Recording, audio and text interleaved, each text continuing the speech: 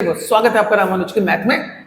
कुछ टेस्ट के क्वेश्चन ले रहे हैं, उस टेस्ट क्वेश्चन से आपकी लॉजिक ठीक करने की कोशिश करेंगे और इस तरह क्वेश्चन एग्जाम में अगर आए तो आप इसी अप्रोच से आप उसको कर सकते हैं।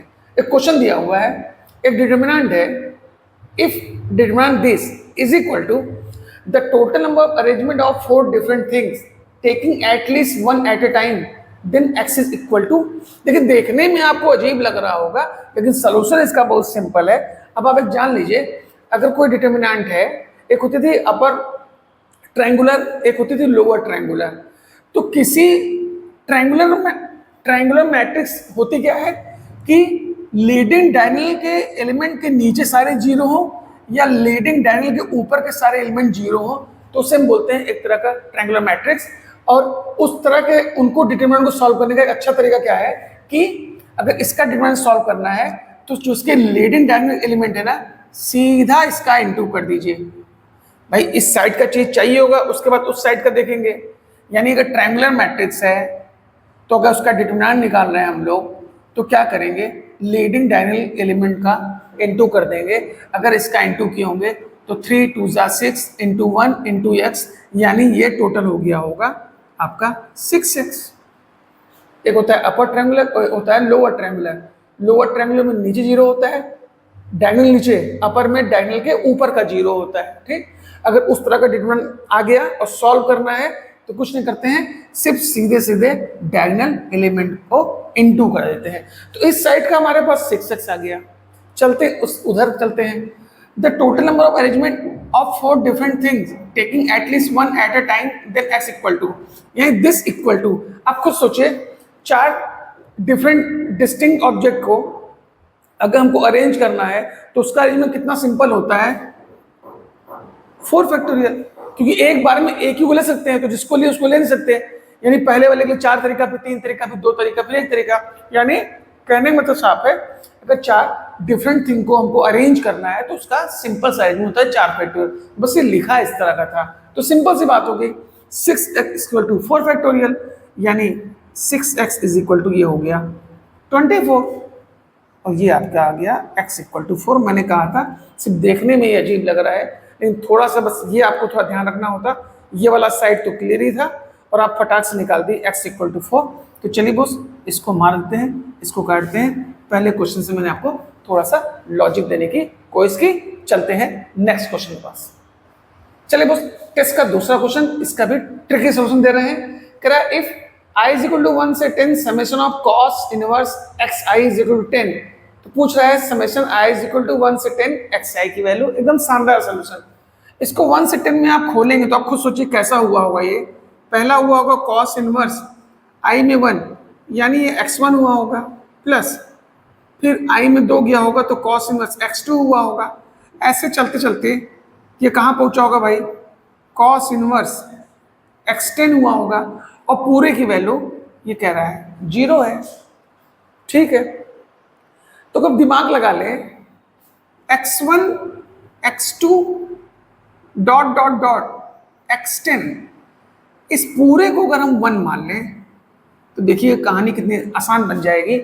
अगर इसको 1 मान लेंगे तो ये cos इनवर्स 1, तो cos इनवर्स 1 हम जानते हैं 0 होता है, यानी कि इसको 0 डिग्री लिख दिया और ये यहाँ डाला तो ये भी 0, यानी ऐसे करते करते सबका सब 0, तो सब पूरे 0 को जोड़ देंगे तो आपके पास 0 ही आएगा। यानी इसको खोलने के बाद मेरी कंडीशन पूरी तरह से होल्ड हो गई। अगर जब ये होल्ड हो गई तो अब चलते हैं इसकी वैल्यू निकालते हैं। अगर इसको खोला गया होगा i इज इक्वल टू 1 से 10 xi को, तो आप खुद सोचिए कैसा बना होगा, x1 x2 dot dot dot plus x10 बना होगा। भाई खेलने से चीजें कितनी आसान हो जाती है ये आपको दिख रहा होगा। अब हमने क्या लिया था, x1 x2 x सबको लिया था मैंने 1, तो जब 1 लिया था और 1 मैंने यहाँ होल्ड भी कराया था, यही 1 डाल दीजिए। तो एक बार 2 बार ऐसे करते करते ये हमारा वहां तक 1 गया। तो कितने 1 आपको मिले होंगे, x10 तक 10 1 मिले होंगे। सबको जोड़ देंगे तो आपको टोटल 10 मिलेगा। मैंने कहा था शानदार सॉल्यूशन देंगे, तो शानदार सॉल्यूशन दिया। हर क्वेश्चन से सिर्फ और सिर्फ कुछ ना कुछ लॉजिक ही सिखाने की कोशिश कर रहे हैं। चलते हैं नेक्स्ट क्वेश्चन के पास। चलिए बस टेस्ट का तीसरा क्वेश्चन, इसका भी tricky solution. If summation i is equal to 1 से 2n sine inverse xi is equal to n pi, then summation i is equal to 1 से 2n xi is equal to, इसकी वैल्यू पूछा है चारों ऑप्शन में। बड़ा सिंपल सा बात है। इस सीरीज को पूरा नहीं खोलते हैं, थोड़ा देख लिया, हम n को क्या करते हैं 2 मान लेते हैं। अगर आप 2 माने होंगे तो यहाँ 4 हुआ होगा, तो कैसे बना होगा summation i is equal to 1 से 4 साइन इनवर्स xi, और चूंकि 2 आप मान लिए हैं तो ये 2 पाई हो गया होगा। अब इसको 1 से 4 में आप खोलेंगे तो कैसे खोलेंगे, sine inverse x1 sine inverse x2 sine inverse x3 sine inverse x4 is equal to 2 pi. अब नोटिस करिए, अगर इधर हमको 2 पाई, अब हम नंबर खोज रहे हैं, अगर इधर 2 पाई चाहिए होगा तो ऐसा इसमें क्या क्या डाल दिया जाए कि पूरा ऐड होकर 2 पाई। तो मेरे हिसाब से तो हम अगर ये डाल दें x1 x2 x3 x4, अगर मैं सबको 1 डाल दूं तो ये हो जाएगा साइन इनवर्स 1, और साइन इनवर्स 1 आप जानते हैं पाई बाई 2 होता है। ये भी पाई बाई 2 हुआ होगा, ये भी पाई बाई 2 हुआ होगा, और ये भी पाई बाई 2 होगा, और पूरे को जोड़ देंगे तो 2 पाई आएगा, और इधर हमको 2 पाई चाहिए था, यानी हमारी कंडीशन फुलफिल हो गई। ये आप और भी कुछ लेके कर सकते हैं, कहीं कोई दिक्कत नहीं है। बस आपको मैं एक तरीका बता रहे हैं कि बड़े प्यार से ऐसे क्वेश्चन को हैंडल कैसे किया जाता है। तो जब मेरी कंडीशन होल्ड होगी अपनी वैल्यू पे, तो भैया इसके बारे में पूछ रहा था, अब इसके बारे में यही निकाल देते हैं हम लोग।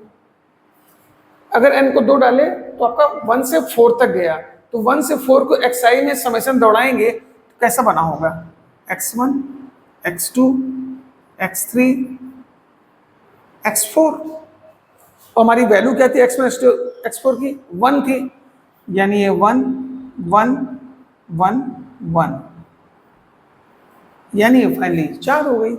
अब हमको खोजना है 4 किस ऑप्शन में होगा, n की किस वैल्यू पे, 2 पे, तो 2 डालने पे 4 तो होगा नहीं, इसे हटा दीजिए। 2 डालने पे 4 आ रहा है, ये रख मार दीजिए। 2 डालने पे 2 1 3, 3 दूना 6 बटा 2 3, ये आएगा नहीं। 2 डालने पे 10, ये आएगा नहीं। यानी कि देखिए कितना प्यारा प्यारा सॉल्यूशन दे रहे हैं कि कुछ भी नहीं आता है तो बस थोड़े से नंबर, थोड़ा सा समेशन उनके अकॉर्डिंग दौड़ा दिए और बड़े प्यार से आंसर पा गए। यानी क्वेश्चन देके घबराना नहीं है, क्वेश्चन देखना है, थोड़ा दिमाग लगाना है और आंसर पे पहुंचना है। 3 क्वेश्चन से मेरी अप्रोच आपके पास तक पहुंची होगी। चलते हैं नेक्स्ट क्वेश्चन के पास।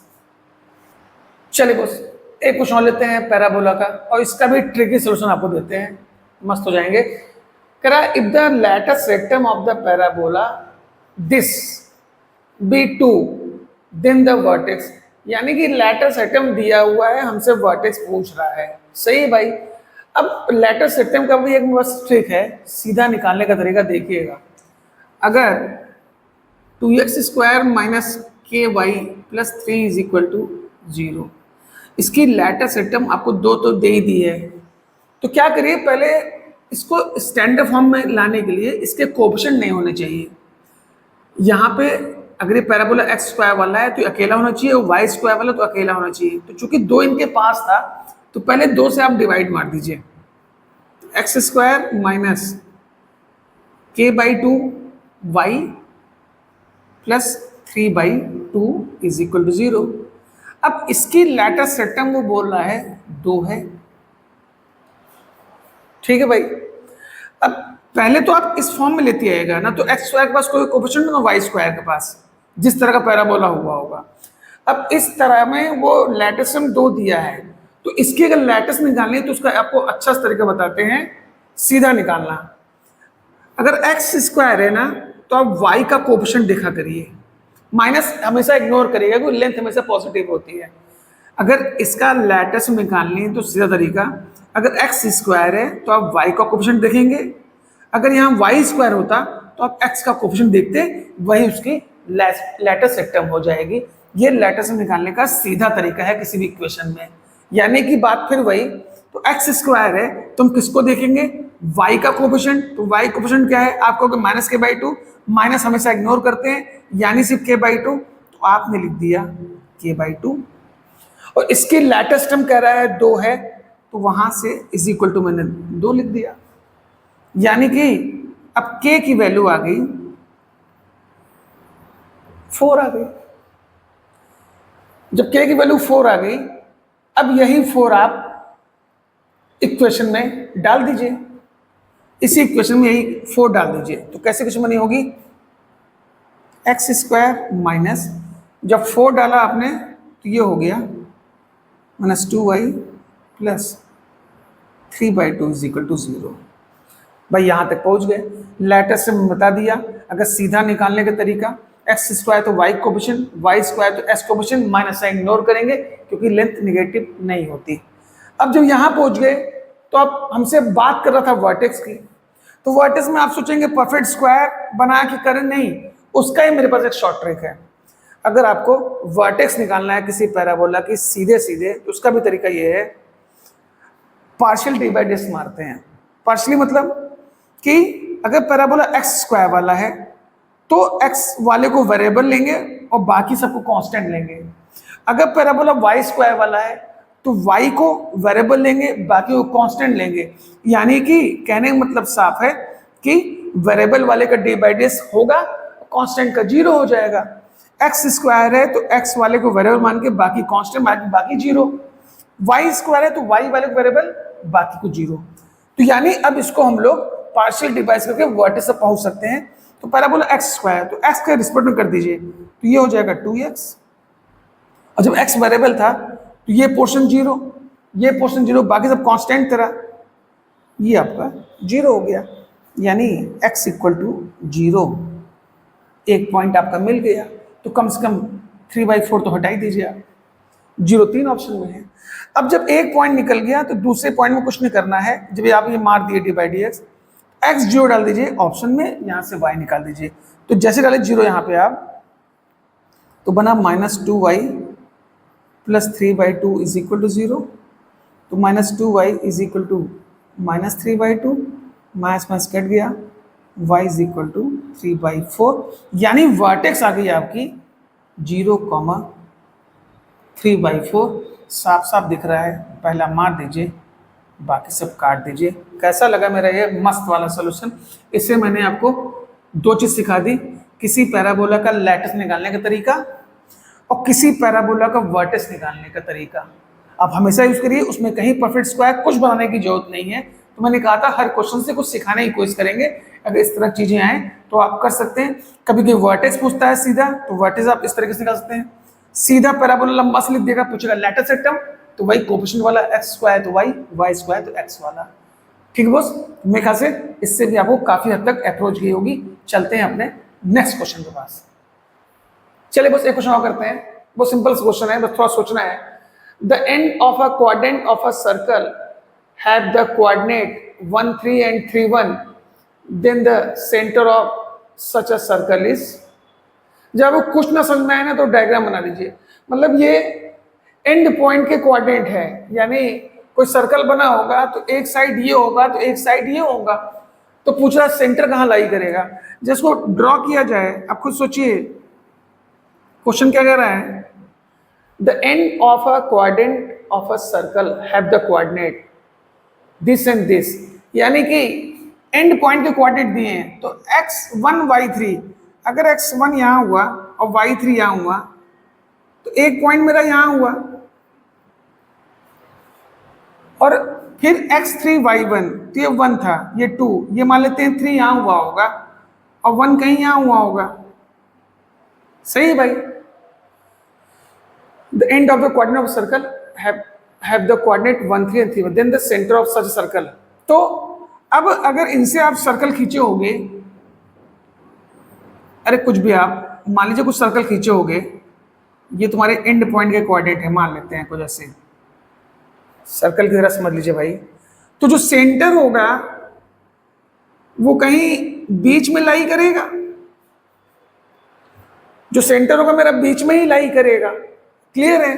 तो यानी कहने का मतलब साफ है, एंड पॉइंट का कोऑर्डिनेट दिया हुआ है, आपसे पूछ रहा है सेंटर, तो इससे ये वाले डिस्टेंस दोनों सेम होगी। इसी को तुम लोग डायमीटर बोलते थे और इसको रेडियस बोलते थे। यानी सेंटर से किसी पॉइंट पे आप जा रहे हैं तो सबकी डिस्टेंस तो सेम होगी, तो उसी को तुम लोग रेडियस बोलते थे भाई।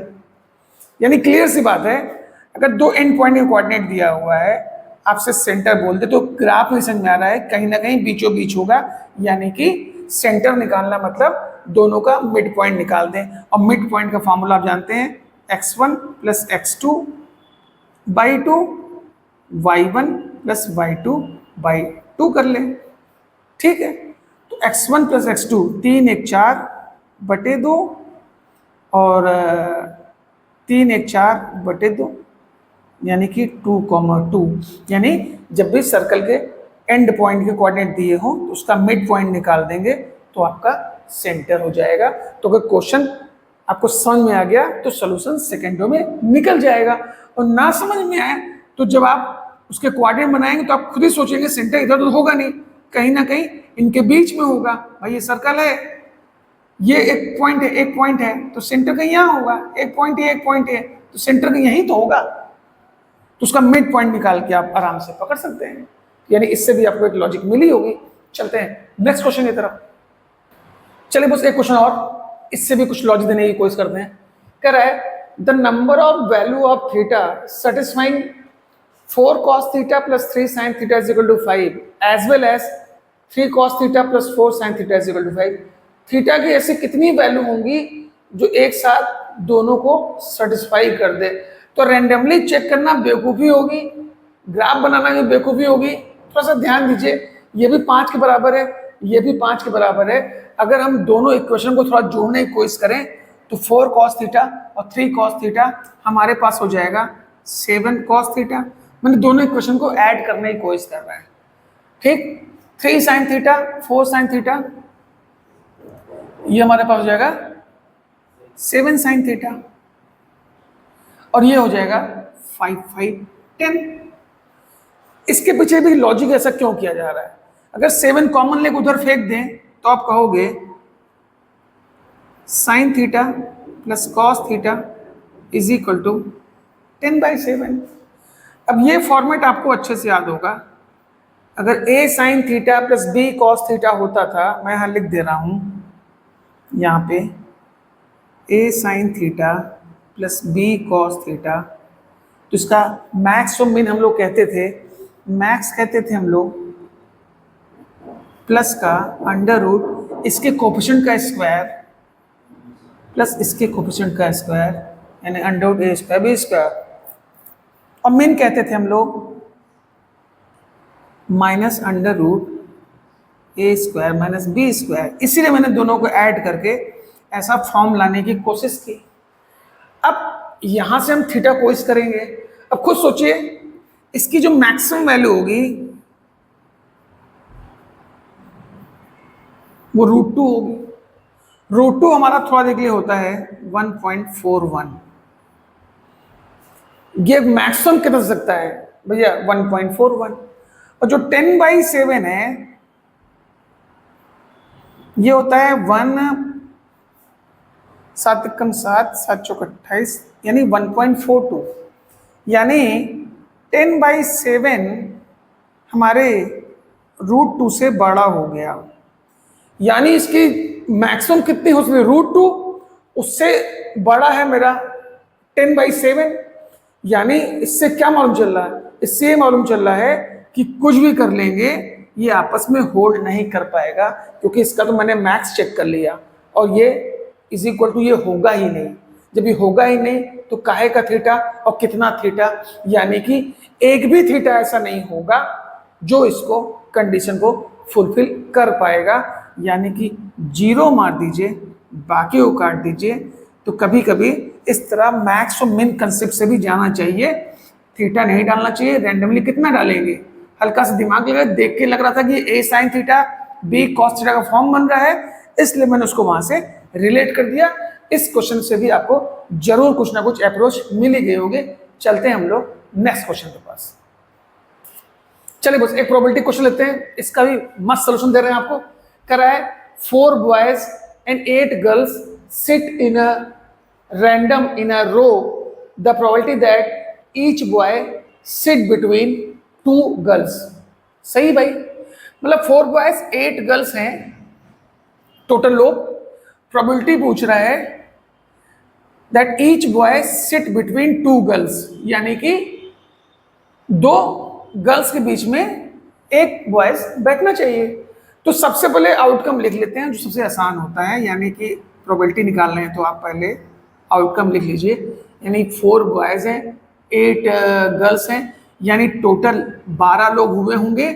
और चूंकि रो में बैठ रहे हैं तो वो अरेंज करेंगे अपने आप को, नाचेंगे इधर से उधर, यानी नीचे ये कंफर्म हो गया कि 12 फैक्टोरियल तो नीचे आएगा ही आएगा। प्रोबेबिलिटी में पहले हम लोग आउटकम अपना लिख लेते हैं, जैसे ऑप्शन को देखने में आसानी हो जाए। अब कह रहा है the probability that each boy sit between 2 girls. तो कितनी गर्ल्स है? 8। जरा 8 गर्ल्स बनाया जाए। 1 2 3 4 5 6 7 8। 1 2 3 4 5 6 7 8, ये भी सही है। और 2 गर्ल्स के बीच में बॉयज बैठ सकते हैं। अब जरा आप नोटिस करिएगा एक चीज कि जो बॉयज बैठ रहे हैं 2 गर्ल्स के बीच में ही बैठना होगा, तो उनके लिए कितना स्पेस हुआ? एक ये वाला स्पेस, 1 2 3 4 5 6 7, यानी 7 स्पेस ऐसे हैं जहां पे मेरे बॉयज बैठ सकते हैं। हम तलाश कर रहे हैं कंडीशन की, तो यानी मैंने 7 में से 4 बॉयज सिलेक्ट कर लिए, क्योंकि भाई 4 लोग बैठाना था 4 बॉयज को, और मेरे पास 2 गर्ल्स के बीच के 7 स्पेस बचे, तो 7C4 तो मेरा ये हो गया। अब चलते हैं भाई, खुद सोचिए, जो 4 बॉयज हैं वो भी तो अपने में अरेंज होंगे, आगे पीछे हो सकते हैं, तो उसके लिए मैंने लिख दिया 4 फैक्टोरियल। इसमें कोई दिक्कत नहीं है, 7 में से यहां ले लिया और 4 बॉयज ही मेरे घूम सकते थे, मैंने उसको ले लिया। अब भाई ये बात तो हो गई, कुछ छूटने ना पाए, आउटकम रेडी है, यहां तक पहुंच गए। आप चीज और नोटिस करिए, भैया गर्ल्स जो है वो फिक्स थोड़ी ना है, तो गर्ल्स भी तो अरेंज हो सकती हैं। तो गर्ल्स अगर 8 हैं तो 8 का अरेंजमेंट तरीका 8 फैक्टोरियल। ये पूरी मेरी कंडीशन बनके तैयार हो गई, और नीचे आपका आउटकम था 12 फैक्टोरियल। अब देखा जाए भाई आंसर कौन सा मैच कर रहा है, तो अब आंसर पे गए तो इसको लिखा आपने 8 फैक्टोरियल, 7C4 होगा 7 factorial upon 4 factorial into 3 factorial into 4 factorial आपके पास पहले से था। अब चूंकि प्रोबेबिलिटी पूरी रेडी हो रही है आपकी, तो नीचे 12 फैक्टोरियल हम लोग लिख दिया जाए। सही है। अब आप यहां से 4 फैक्टोरियल काट दिए, ऊपर मिला 8 फैक्टोरियल इंटू 7 फैक्टोरियल, जो कि आपको यहां दिख रहा है, और नीचे मिला आपको 12 फैक्टोरियल 3 फैक्टोरियल, जो आपको यहां मिल रहा है। यानी आपने क्वेश्चन को जितना अच्छा समझा उतना अच्छा सोल्यूशन निकाल दिया। तो ये प्रोबेबिलिटी का मेरा क्वेश्चन था। मुझे लगता है इससे भी आपको कुछ ना कुछ अप्रोच मिली होगी। चलते हैं हम लोग नेक्स्ट क्वेश्चन के पास। चलिए बॉस, सर्कल का क्वेश्चन है। क्या कह रहा है? Two circle x² + y² - 2kx = 0 and x² + y² - 4x - 8y + 16 = 0 touch each other externally, then हमसे k की वैल्यू पूछा हुआ है। तो जब दो सर्कल आपस में एक्सटर्नली टच करते हैं तो आप खुद सोचिए कैसा बनता होगा डायग्राम। कुछ इस तरह का आपका बनता होगा। एक चीज यहां से और सीख लीजिए, दो सर्कल अगर टच कर रहे हैं एक्सटर्नली, एक बात क्लियर है कि उसमें हमको 3 टेंजेंट पाए जाते हैं। ये भी सही है भाई, सही है। और एक कंडीशन, अगर ये इसका सेंटर हुआ और ये इसका सेंटर हुआ, तो हम लोग कहते हैं, अगर ये कंडीशन है तो हम कहते हैं जो दोनों सर्कल के सेंटर की डिस्टेंस, यानी कि C1 है C2 है, तो हम लोग कहते हैं C1 C2 = इनके रेडियस का सम। यानी कि अगर पहले का रेडियस R1 हुआ और दूसरे का R2 हुआ, जो कि आपको चित्र में दिखाई भी दे रहा है, तो हम कहते हैं R1 प्लस R2। अगर दो सर्कल टच करना है एक्सटर्नली तो उनके सेंटर की डिस्टेंस बराबर होती है उनके रेडियस के सम के। यानी कहने का मतलब ये है कि ये वाला कंसेप्ट हम लोग इसमें लगाने की कोशिश करेंगे, तभी तुमको वहां से के मिलेगा। और साफ साफ आपको दिख रहा है इनकी जो पूरी डिस्टेंस होगी तो बराबर नहीं होगी इस रेडियस और इस रेडियस के सम के, तो आपको इस फिगर में भी दिख ही रहा है। तो इसके लिए मैंने एक कंडीशन ये बना दी और मैंने एक चीज ये बता दिया कि अगर ऐसा चीज हो रहा है तो उसमें 3 टेंजेंट भी खींचते हैं, तो आप ये एक्स्ट्रा ले लीजिए। अब इसका यूज हम लोग उसमें कर रहे हैं। तो पहले आप ये जान लीजिए सेंटर क्या होता है। सेंटर होता है मेरा -g - f और रेडियस होता है मेरा g² + f² - c। सही भाई। अब चलते हैं पहले का सेंटर निकालते हैं। तो C1 हमने लिखा, तो g जो होता है मेरा वह होता है x का कोफिशिएंट और उसका आधा कर देते हैं। तो x का कोफिशिएंट हमारे पास कितना था -2k और इसका आधा करेंगे तो मिल जाएगा मेरे पास -k, और चूंकि यहां पहले से माइनस था तो ये हो जाएगा k। सही है। अब चलते हैं, ये मैंने k निकाल लिया, इसका f मतलब y मेरा है ही नहीं तो मैंने इसको यहां पे 0 रख दिया। ये C1 हो गया। चलते हैं C2 के पास। C2 के पास चलते हैं, मैंने इसका सेंटर, तो x का कोएफिशिएंट कितना है भाई -4, उसका आधा -2, और चूंकि यहां माइनस पहले से होता है तो यहां 2 लिख दीजिए। f मतलब y का कोएफिशिएंट -8 आधा किया -4, और चूंकि माइनस पहले से था तो यहां आपने 4 कर दिया। ये मेरी सेंटर निकल गई। अब जरा लगे हाथ रेडियस में निकाल लीजिए आप। तो R1 क्या कहते थे हम लोग g² + f² - c, तो यही मेरा g था, यानी k² f² 0 था और -c भी नहीं था, यानी कि ये सिर्फ बचा k², यानी R1 हो गया मेरा k। चलते हैं R2 के पास। तो फिर हम लोग करेंगे √ g² मतलब 2 का square 4 plus f² 16 minus c, और c कितना था मेरे पास वहां 16, तो ये हो गया -16। 16 काट दिया, 4 का √ ये मेरा 2 आ गया, यानी C1 C2 भी आ गया, R1 R2 भी आ गया। अब चलते हैं काम करते हैं, इनकी डिस्टेंस निकालते हैं। तो डिस्टेंस निकालने क्या फॉर्मूला था भाई, √ करते थे दिस माइनस दिस, यानी k - 2 का whole square, this minus this का होल स्क्वायर, तो 0 - 4 का स्क्वायर यानी कि 16। सही है। इज इक्वल टू हमने क्या किया R1 + R2 यानी कि k + 2 कर दिया। अब चाहे दोनों साइड स्क्वायर कर दें तो ये हो गया होगा तुम्हारा k - 2 का whole square plus 16 is equal to k + 2। अब पूरा मत सॉल्व करिए, k की वैल्यू उठा लीजिए। मान लीजिए k 4 ले लेते हैं, हाँ k मान लो 4 ले लेते हैं, तो 4 ले लेंगे तो 4 - 2 का स्क्वायर 4, 16 4 20, ये इनके बराबर है ही नहीं, हटा दीजिए। 1 लेते हैं, इधर 3 आया, इधर +16 है, सवाल ही नहीं होने का। ओ सॉरी, यहाँ पे स्क्वायर लिखना भूल, तभी हम कहे ऐसे सब ऑप्शन कटने लगेगा। अब चेक कर लेते हैं, अगर 4 डाले तो 4 2 6 का स्क्वायर 36, और यहाँ 4 डाले तो 4 में से 2 गया 2 का स्क्वायर 4, 16 4 20 बराबर नहीं है। 1 डाल दीजिए, 2 1 3, 3 का स्क्वायर 9, और ये पहले से 16 है, तो इनकी बात खत्म हो गई। चलते हैं 2 के पास।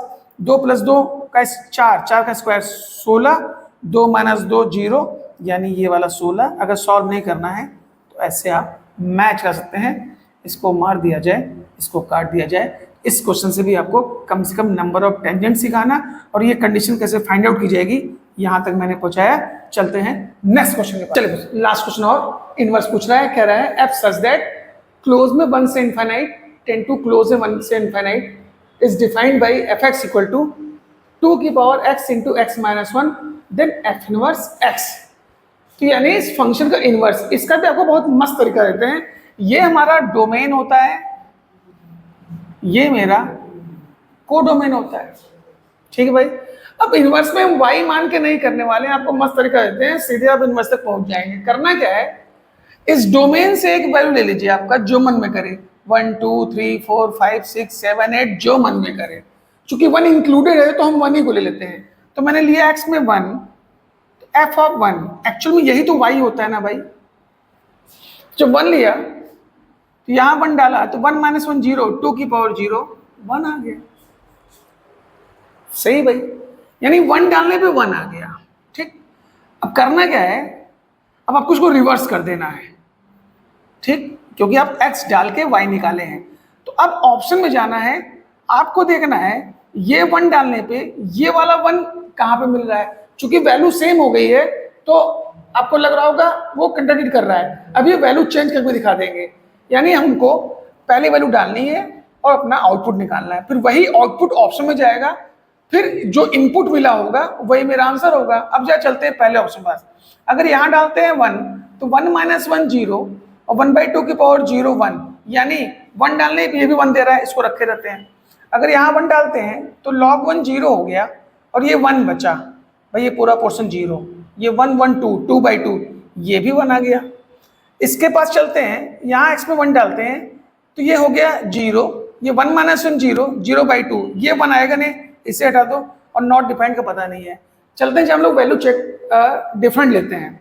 अगर मैंने x की वैल्यू ले ली इस बार 2, तो अगर 2 ली होगी तो आप कहेंगे f ऑफ 2, f ऑफ 2 डालने पे देखिए ये क्या कर रहा है, 2 - 1 1 यानी 1 हुआ और ये 2 हुआ, 2 की पावर 2 4, यानी अब इस तरह का रिलेशन बना। इनपुट डाल के आपने आउटपुट निकाला। अब चूंकि इनवर्स रिवर्स प्रोसेस है तो ऑप्शन में आउटपुट डाल के हम अपना इनपुट बाहर फेंकवाएंगे, वही आंसर मेरा सही होगा। अब मेरे पास ये बचा था और एक नॉट डिफाइंड वाला बचा था। चलते हैं 4 डाल के 2 कहाँ मिल रहा है। अगर यहाँ 4 डाल दिया जाए तो 4 - 1 3, 3 4 12, 1/2 की पावर 12, हमको चाहिए 2 था, इसका चांस तो पूरी तरह से खत्म हो गया। अब ये एक बचा था मेरे पास। अगर अब यहाँ 4 डालते हैं तो ये हो गया 4/2, 4 मतलब होता है आपका 2 का स्क्वायर, 2 का स्क्वायर आगे गया होगा तो 4 2 जा 8 और ये 2/2 1 हो गया होगा, और 8 और 1 आपका 9, यानी 9 आपका अंडर रूट में, यानी कुछ ऐसा बना होगा ना भाई, और +1, तो ये आपका 3 और 3 और 1 4 और 4/2, यानी कि आपको 2 मिल जाएगा और आपको 2 ही चाहिए था, यानी यही वाला ऑप्शन सही हुआ, बाकी को हटा दीजिए। तो मैंने आपको इनवर्स को भी खेलने का एक अच्छा सा तरीका बता दिया। तो कुछ क्वेश्चन मैंने टेस्ट के उठाए थे जिससे आपको सिखाने की कोशिश किए थे। तो अगर आपको मेरा वीडियो अच्छा लगा होगा तो लाइक करिए, शेयर करिए, सब्सक्राइब करिए। नेक्स्ट वीडियो में नेक्स्ट ट्रिक के साथ मिलते हैं।